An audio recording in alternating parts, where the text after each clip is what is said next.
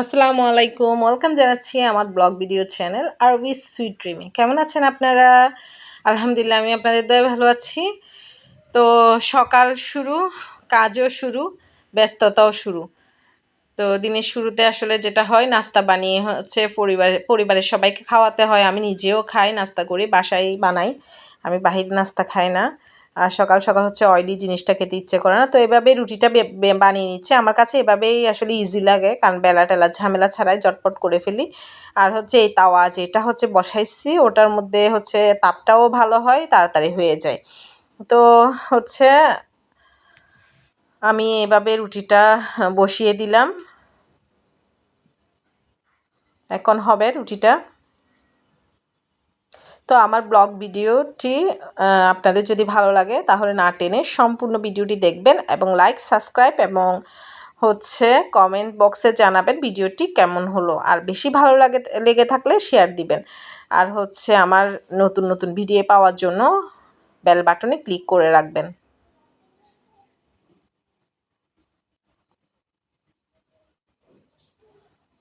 প্রথমটা হচ্ছে আসলে একটু কনফিউশন থাকে লেগে যাচ্ছে কি না, কারণ যেহেতু একেবারে আমি অয়েলি হচ্ছে করি না, একদম তেল ছাড়া অয়েল ছাড়াই করতেছি। যেহেতু সকালের নাস্তা বাচ্চারাও খাবে, আমিও খাবো, এটা রুটি। তো এখনো হয় নাই। তো হচ্ছে ফার্স্ট যখন দিলাম সেজন্য একটু ভয় ভয় দেখতেছি, অনেক সময় লেগে যায়। তো এখন লাগতেছে কি না, আমার হচ্ছে এই তাওয়াতে দিলে আসলে লাগে না, মাঝে মাঝে লাগে।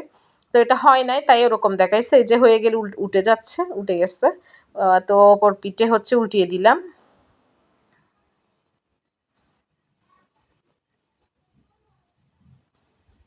এভাবেতে বানাতে গেলে হচ্ছে একটা ডিম ইউজ করতে হবে, ময়দার সাথে একটা ডিম অবশ্যই অবশ্যই দিতে হবে, না হলে রুটিটা আসলে হবে না। এই ডোটা করার সময় অবশ্যই হচ্ছে যে ময়দার সাথে ডিমটা অবশ্যই লাগবে। আর হচ্ছে সকালে ডিমের যে কোনো নাস্তা, ডিম দিয়ে কিছু খাওয়া, ডিম এমনি খাওয়া, এটা হচ্ছে হেলদি। সকালে অবশ্যই ডিমটা হচ্ছে রাখার চেষ্টা করাটা আসলে ভালো মেনুতে, কারণ ডিম হচ্ছে এটা হচ্ছে আমাদের যে হেলথের যেসব ভিটামিনের ঘাটতি আছে এগুলো পূরণ করে। তো সেহেতু ডিম দিয়ে হচ্ছে আমি রুটিটা এভাবে বানাই। আর বাচ্চারা তো খেতে খুব পছন্দ করে, যেহেতু এটা অনেক নরম হয়। সবজি হোক, মাংস হোক, যেটাই থাকে সেটার সাথে খাওয়া যায়।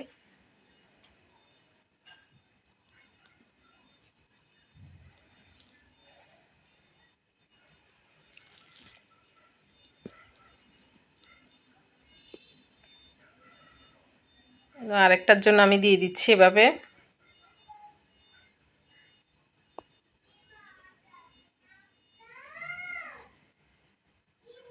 একেবারে ইজি আসলে এই রুটটা। আমি আগে হচ্ছে যখন দেখতাম তখন ভাবতাম যে এটা হচ্ছে তেল ছাড়া কিভাবে হয়। তো দেখলাম যে আসলে ডিম যেটা দেয়, ডিম দিয়ে হচ্ছে মিক্স করলে তেল ছাড়া হয়, আর ডিম ছাড়া করলে অবশ্যই তেল দিতে হবে, তেল ছাড়া হবে না। তো আমি ডিম দিয়ে করি। আর আমি তো সকালে ডিম রাখার চেষ্টা করি নাস্তার মধ্যে, এভাবে হোক ওভাবে হোক ডিমটা খাই সবাই, বাচ্চাদের জন্য আসলে খুবই জরুরি। যেহেতু তাড়াহুড়ার কাজ আসলে সুন্দর কম হয়। সকালে যেহেতু আমি বাচ্চা স্কুল নিয়ে যাওয়ার জন্য রেডি করতে হয়, হাজব্যান্ড অফিসে যায়, তো আমার একটু তাড়াটা বেশি থাকে।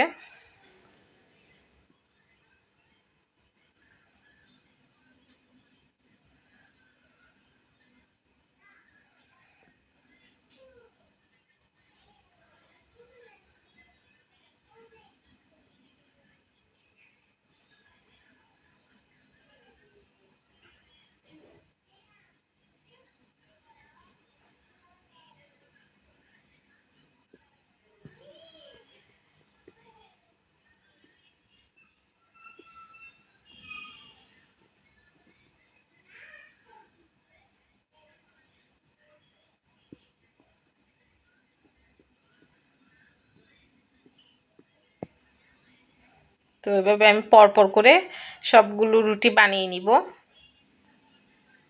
একটার পর একটা এভাবে দিয়ে। সকালে আমার মনে হয় যে ম্যাক্সিমাম ঘরের মধ্যে হচ্ছে ম্যাক্সিমাম বাসার মধ্যে মানুষের হচ্ছে আপনার রুটিটাই হচ্ছে বেশি হয়। তো আমার বাচ্চারা অলমোস্ট উঠে গেছে সকালে হইচই। তো আমার বড় মেয়েটা হচ্ছে কতক্ষণ পর পর এসে দেখতেছে আমার রুটি বানানো হচ্ছে কিনা, কারণ আমার বড় মেয়েটা ওর বাবার মতোই নাস্তা দিতে বললে দিয়ে ফেলো, এখন দিতে হবে, চা দিতে বললে এখন দিতে হবে, মানে চুলায় হচ্ছে কিনা সেটা বুঝে না। তো ওরা বাবা মেয়ে এক ধরনেরই, এখনই দাও। তো আমি বলছি এখনো তো হয় নাই, হোক সবগুলো একসাথে দিব।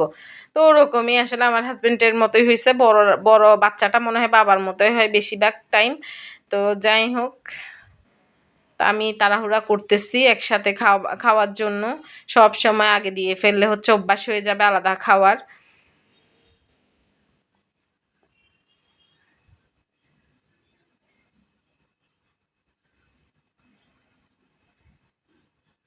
এই রুটিগুলো অনেক তুলতুলে হয়, অনেক নরম হয়, এগুলো গরুর মাংসের সাথে বেশি টেস্টি হয়। তো গরুর মাংস যেদিন আমি রান্না করি সেদিন মানে এরকম রুটি বানাই আমি প্রায় সময়।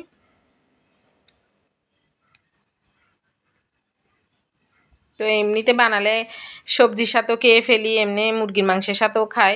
কারণ হচ্ছে গরুর মাংসটা তো আমাদের বাসায় খুবই কম রান্না করি, যেহেতু বাচ্চারা ভালো করে খেতে পারে না। তো বাচ্চাদেরকে ফেলে আমাদেরও বেশি একটা খেতে ইচ্ছে করে না। তো সেই কারণেই হচ্ছে আমাদের গরুর মাংসটা প্রায় সময় অ্যাভয়েড করতে হয়, খুবই কম খাই। মানে অন্যদের তুলনায় অনেক বেশি কম খাই আমরা গরুর মাংসটা আমাদের বাসায়। তো হয়ে গেছে, এখন হচ্ছে আমরা নাস্তা করে ফেলছি অলমোস্ট।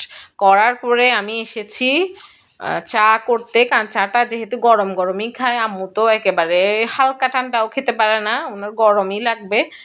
তো চাটা আসলে এক ধরনের একটা নেশা আমার মনে হয়, যারা খায় খেতেই থাকে। যেমন আমাকে ডাক্তার বলছিল যে যতদিন মেডিসিন চলবে তোমার, অতদিন অন্তত হচ্ছে চাটা অ্যাভয়েড করবা। বাট আমার হয়েছে কি, আমি যখন ২-৩ দিন চাটা অ্যাভয়েড করলাম, তখন আমার মাথার ব্যথায় আর কি চোখ মুখ পর্যন্ত ফুলে যাওয়ার অবস্থা, মাথা উঠাতে পারছিলাম না। মানে এমন একটা অবস্থা হয়েছে। পরে আর কি আম্মু বলল, "এক কাপ চা খেয়ে দেখ।" তখন চাটা খাওয়ার পরে মানে মাথার হচ্ছে ব্যথা-ট্যাথা কোথায় গেছে আমি নিজেও জানি না। তো এমন একটা অবস্থা। আমার মনে হয় চা জাতীয়, কফি জাতীয় এগুলো এক ধরনের সিগারেট টাইপের একটা নেশা। যারা খায় তাদের খেতেই হবে। আর যাদের অভ্যাস নেই আমি বলব অনেক লাকি, অনেক লাকি। কারণ আমরা যেটা খাই চা আসলে রং চাটা ডিফারেন্ট টাইপ। কিন্তু আমরা যেটা দুধ চা যাদের খাওয়ার নেশা আছে, মানে এটা আসলে শরীরেরও অনেক সাইড ক্ষতি করে। এটা আসলে এভয়েড করাটাই প্রয়োজন। বাট পারি না। অনেক চেষ্টা করি। তো আমার মতে সবার আসলে রং চা খাওয়ার হচ্ছে অভ্যাস করাটা ভালো। আ দুধ চা খাওয়ার আসলে দুধ চা খাওয়াটা একেবারে এভয়েড করাটাই হচ্ছে ভালো সুস্থ থাকতে চাইলে। রং চা শরীরের অনেক কিছু হচ্ছে আপনার অনেক হচ্ছে আপনার কাজ করে ঔষধি টোন হিসেবে। যেমন শরীরের অতিরিক্ত যেটা আমরা হচ্ছে ফ্যাট হয়ে যায়, চর্বি হয় আমাদের। তা পানি চলে আসে শরীরে, একটু মোটা হয়ে যায়। তো সেটা হচ্ছে আসলে শুকানোতে অনেক হেল্প করে। রং চাটা অনেক ভালো। এটা একটা ঔষধি টনিক হিসেবে অনেক ভালো। আমার মগের মধ্যে চা দেখাই যাচ্ছে না। কজ হচ্ছে এই মগটা অনেক বড়। এটাতে আম্মু খায় বড় মগের মধ্যে। তো এই আর কি। আম্মু বের হয় নাই?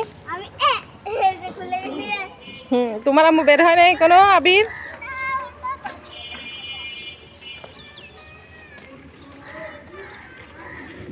আচ্ছা ঠিক আছে। আচ্ছা টাটা টাটা। দাঁড়ান, যাবেন? আচ্ছা যাও। কান্না করতেছে যে। বাচ্চাকে স্কুল নিয়ে যাচ্ছি এখন।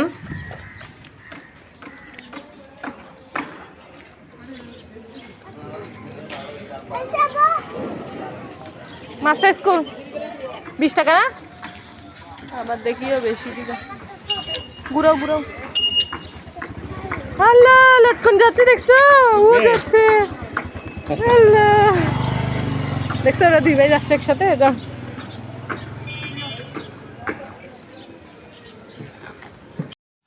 তো বাচ্চাকে স্কুল থেকে নিয়ে ফিরলাম এখন বাসায়। এখন 12টা বেজে গেছে অলমোস্ট। তো বাচ্চাকে বাসায় নিয়ে এসে হচ্ছে আমরা কিছু নাস্তা-টাস্তা করলাম। করার পরে এসেছি কিচেনে দুপুরের রান্নাটা করে ফেলতে। তো এখন আমি বাচ্চার স্কুলের ওখানে সামনে ভ্যান আসছিল, বসেছিলাম। আমাদের তো সামনে গার্ডিয়ান বসে থাকে, ওখানে বসা ছিলাম। তো ওখানে দেখি যে ভ্যানে শসা নিয়ে আসছে, টমেটো নিয়ে আসছে। তো নিয়ে নিলাম অল্প, অল্প আরকি। তো এগুলো বাসায় এনে দেখতেছি ঠিকঠাক মতো পড়েছে কিনা, পচা-টচা আছে কিনা আরকি। তো এখন হচ্ছে আমি চাল-টাল ধুয়ে ভাত বসাবো। তারপরে হচ্ছে সবজির তরকারি যেগুলো রান্না করতে হবে। আগের হচ্ছে মুরগির মাংস আছে। যেহেতু আজকে সবজি আর ডালই বসাবো ডিসাইড করলাম।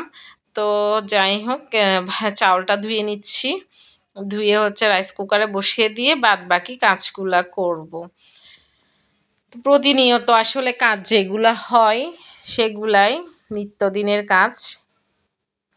তো কাজ করতে, করতে আসলে একটা কথা ভাবলাম, চিন্তা করলাম নিজের দিক দিয়ে হোক, অন্যদের সাথে কথাবার্তা বলে বুঝতে পারলাম যে আসলে আ ছেলেদের ক্ষেত্রে হয় কি, আ বিয়ে করার পর আরকি যখন ছেলেরা অসহায় থাকবে, তখন তাদের শ্বশুরবাড়ির লোকরাই হেল্প করবে। তখন বউ ছাড়া তারা চোখে আর কিচ্ছু দেখে না। মানে মানে বলতেই অন্ধ থাকে। বউ যা বলবে অন্ধের মতো বিশ্বাস করবে। শ্বশুরবাড়ির লোকদেরকে অনেক সম্মান করবে। অন্যরকম একটা ভাবসাব তার থাকবে। তাদের মাথাও অনেক বেশি, মেজাজও অনেক ঠান্ডা থাকে। তারপর যখন সে টাকা-পয়সা একটু সচ্ছল হবে, আ মানে ক্রাইসিসটা কেটে উঠবে। তো আমি সব ছেলে তো অসচ্ছল ভাবে সেটা বলতেছি না। মানে কিছু, কিছু ক্ষেত্রে ক্রাইসিস পড়ে মানুষের। সেক্ষেত্রে কথাটা বলছি। ক্রাইসিসটা যখন কেটে উঠে, তখন দেখা যাবে যে ওই ছেলেদের মানে কি বলবো তার মানে মেয়েদের হাসব্যান্ডের আরকি শ্বশুরবাড়ির মেয়েদের শ্বশুরবাড়ির লোকগুলা চলে আসবে। মানে ওই ছেলের আর বাবার বাড়ির লোকের অভাব হবে না। কিন্তু যতক্ষণ পর্যন্ত তার বিপদ ছিল, ততক্ষণ তার বাবার বাড়ির কোনো লোকদেরই খবর ছিল না। তো ছেলেদের ক্ষেত্রে এটা হয়। তখন আর শ্বশুরবাড়ির লোকদের চিনে না। বাবার বাড়ির লোকদেরকেই বেশি চিনে। বাবার বাড়ির লোকদের কথায় বেশি ধরবে। বাবার বাড়ির প্রতি একটু আত্মার টানটা বেড়ে যাবে। শ্বশুরবাড়ির লোকগুলো তখন অচেনা হয়ে যাবে। এটা হচ্ছে আসলে আমি দেখি যে মেক্সিমাম ছেলেদের মানে মধ্যে এই জিনিসটা থাকে। তো যাই হোক আসলে সব ছেলেরা না, আ মেক্সিমাম ছেলেরা এই ধরনের হয়। সুবিধাবাজ। ছেলেরা বলতে আসলে সুবিধাবাজ। তো মেয়েরা হচ্ছে অসহায়। জীবনের হচ্ছে জন্ম নেওয়া সেটাও অসহায়। মেয়ে হলে আসলে সবাই যে মন থেকে আ আলহামদুলিল্লাহটা বলে আমার মনে হয় না। একটা ছেলে হয়নি কেন সেটা হাতটা দেখায়। সেদিক দিয়ে বড় করতে হবে করে। তাও করে যে পর ভেবেই বড় করে। মানে শ্বশুরবাড়ি দিয়ে দেব সেটা ভেবে বড় করে। তারপর শ্বশুরবাড়িতে হচ্ছে হাসব্যান্ড মানে চিন্তা করে যে বউয়ের ভবিষ্যৎ আবার কি? ছেলে-মেয়ে মানুষ করব, খাওয়াবো-দাওয়াবো। বউ তো বউ এরকম থাকবে। আমি যতদিন বেঁচে আছি ততদিন খাওয়াবো-দাওয়াবো। আমি মরে গেলে আল্লাহ যাই করবে। হয়তো বাচ্চা-কাচ্চার কাছে থাকবে। ওই ধরনের ভেবে তার বউয়ের জন্য কিছু করে না। সবকিছু করবে তার ছেলে-মেয়েদের জন্য, নিজের জন্য। মানে ওভাবেই থাকবে। তো মেয়েরা হচ্ছে ওই দিক দিয়েও অসহায়। পরে ছেলেদেরকে মানুষ করলো বা মেয়েদেরকে মানুষ করলো। তো ছেলেদেরও জীবনটা আসলে চলতে হবে। কারণ হচ্ছে তার ফ্যামিলির সুখ-শান্তি দেখতে গিয়ে তাদের বাচ্চা-কাচ্চার সুখ-শান্তি দেখতে গিয়ে হচ্ছে ছেলে-মেয়েরা তার মায়ের হচ্ছে সুখ-শান্তিটা আর দেখতে পারে না। এটা হচ্ছে বাধ্য তারা। তার সন্তানের, তার সংসারের সুখ-শান্তি দেখাটা তো অবশ্যই বাধ্য। তো যাই হোক, এরপর ওখানেও সে অসহায়। তো সহায় আসলে কোনো জায়গায় না। মেয়েরা হচ্ছে দুনিয়ার মধ্যে সবচাইতে মনে হয় আসলে অসহায়। চিন্তা করলাম আসলে হাসব্যান্ড সে নিজের কখনোই হয় না। যতদিন হচ্ছে অসহায় কিছুটা থাকবে ততদিন বউকে মানে বউয়ের সাথে তাল মিলাই চলবে। আর অসহায়ের থেকে সহায়ত্ব যখন আসবে তখন সে তার নিজেই তো সবকিছু করেছে। সব ভুলে যাবে ১ মিনিটেই। তো মনে পড়লো আসলে সেটা নিজের দিক দিয়েও আছে। অ্যা আসলে সেম জিনিসটা দেখি। তারপর হচ্ছে অন্যদের সাথে কথা বলি। কারণ আমার হচ্ছে বাচ্চা-কাচ্চা নিয়ে যাই। অন্যদের সাথে কথাবার্তা হয়। তো ওখানে হচ্ছে অন্য মেয়েদেরও আসলে দেখি যে একই অবস্থা। তো মেয়েরা আসলে কি বলবো? মেয়েদের কোনো কিছুই না, 0।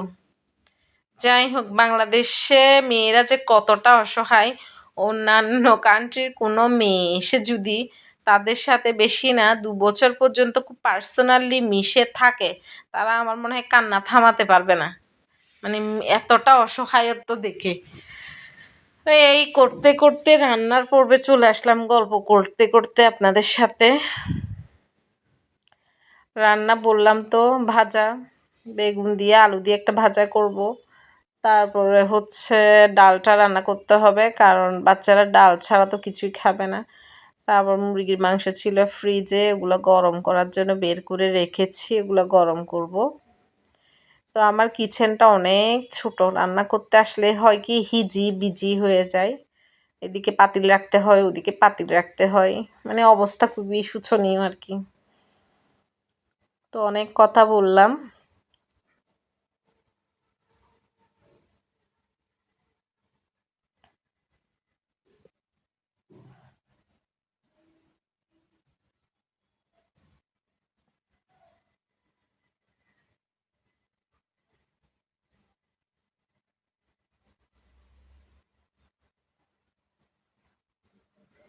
রান্না বান্না খাওয়া এছাড়া মনে হয় কাজে নাই। মানে যারা হচ্ছে একদম পুরা দমে গৃহিণী, তাদের হয় কি রান্নাঘরটা একটা আয়নাঘর হয়ে যায়। মানে ওখানেই থাকা সারা দিন, অর্ধেকটা দিন তো ওখানেই যায়। যেমন সকালবেলা একবার নাস্তা করলাম, 10টা 11টার দিকে আর একবার করলাম, তাও মানে চুলার কাজ সবগুলাই। তারপরে যাই দুপুরের লাঞ্চ রেডি করলাম, তাও চুলা করে রান্না করে। তারপর যে আবার বিকেল হয়ে যাবে, নাস্তা টাস্তা চা নাস্তা রেডি করো। তারপর আবার গিয়ে রাত হবে, আবার ডিনার রেডি করো। তো এইসব আর কি। দিনের অর্ধেকটা মানে যেখানেই যাব, শপিংয়ে যাই, ওখানে যে ওখানে এসে আসলে বাসার মধ্যে কাজগুলো থেকেই যাবে, ওগুলো করতেই হবে। মেয়েদের আসলে অসহায়ত্ব, বাঙালি যারা গৃহিণী মেয়ে এদের অসহায়ত্বের আসলে শেষ নাই। যারা জব করে তাদের তো ডাবল অসহায়ত্ব। কিছু করার নেই আসলে, জীবনটা হচ্ছে মেয়েদের এরকমই।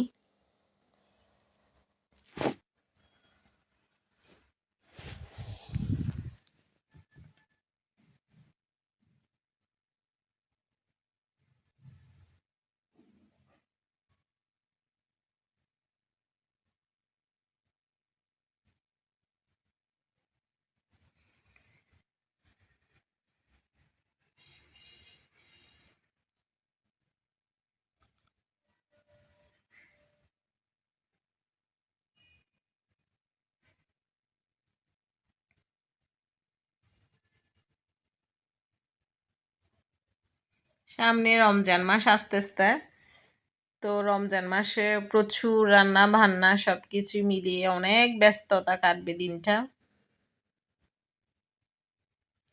এবার হচ্ছে রমজান মাসের মধ্যে আসলে কিছুটা বাচ্চাদের গার্ডিয়ানরা স্বস্তি পাবে, সেটা হচ্ছে স্কুলটা বন্ধ দিয়ে দেবে। স্কুলটা লং টাইম বন্ধ, পুরা রমজান বন্ধ, ঈদের পর একেবারে খুলবে। অন্যান্যবার হচ্ছে ওরকম হয় না। সেক্ষেত্রে কিছুটা স্বস্তি তো অবশ্যই থাকবে। আর প্রচুর গরম পড়বে হয়তো রমজান মাসে। এখন না রমজানটা হচ্ছে প্রচুর গরমের মধ্যে হয় কয়েক বছর ধরে, মনে হয় ঠান্ডার মধ্যে হয় না। ঠান্ডার মধ্যে হলে তো অনেক আরামে হয়। তো আল্লাহর রহমত যখন থাকবে তখন মনে হয় ঠান্ডার মধ্যে হবে।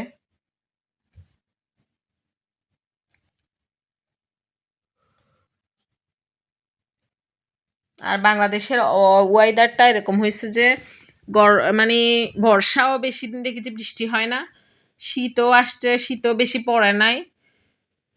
তো ওই ধরনেরই চলে গেছে। বুঝে উঠতে পারি নাই যে অনেক দিন যাবৎ শীত যেটা সেটা পেলাম না, পুরা মাঘ মাস জুড়ে অনেক শীত পড়ে সেটা পাই নাই এবার। এটা মনে হয় শুধু চট্টগ্রামে নাকি অন্যান্য ডিস্ট্রিক্টে বলতে পারি না, আমরা যারা চট্টগ্রামে কয়েকদিন শুধু শীত পেয়েছি, পুরা মাঘ মাস পাইনি। তারপর হচ্ছে আবার আপনার এই যে গতবার যেটা বর্ষাকাল ছিল, প্রচুর বর্ষা প্রচুর বৃষ্টি, তাও কিন্তু হয় নাই, মানে মোটামুটি। তো কেমন জানি আসলে দিনকালগুলো হয়ে যাচ্ছে, সিজনগুলো চেঞ্জ হয়ে যাচ্ছে, আসলে ভৌগোলিক অবস্থানগুলো নড়ে চড়ে যাচ্ছে আর কি, এই অবস্থা।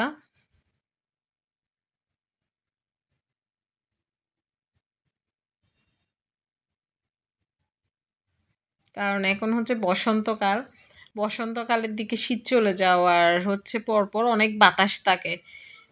অনেক বাতাসটা হচ্ছে পেলাম না এবার। অনেক বাতাস তো ছিলই না। মানে এখনো নাই তেমন একটা। কেমন জানি বসন্তকালটা হয়ে আছে। তো এত আসলে কার্বন ডাইঅক্সাইডের পরিমাণ আসলে বায়ুমণ্ডল হচ্ছে নিতে পারছে না। এটাই হতে পারে।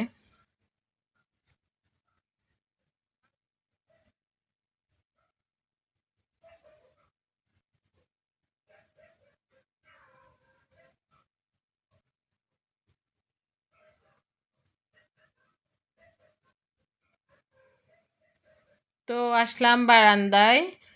এই যে আমার ভিডিওর লাস্ট পর্যায়ে এটা। এতে মরিচ যে ২ টা নিয়ে আসলাম ওগুলাই বড় হচ্ছে। নতুন কোনো মরিচেও ধরে না। এটা নাকি ফার্মের গাছ। আমার বিশ্বাসই হচ্ছে না। এবারও ধোঁকায় পড়েছি আর আমার তো কোনো গাছই হচ্ছে না। পুদিনাগুলো মোটামুটি উঠছে। অনেক বেশি উঠছে তাও না। তো কেমন হয়েছে আমার ব্লগ ভিডিওটি জানাবেন। ভালো থাকবেন, সুস্থ থাকবেন। Thanks for watching. আল্লাহ হাফেজ।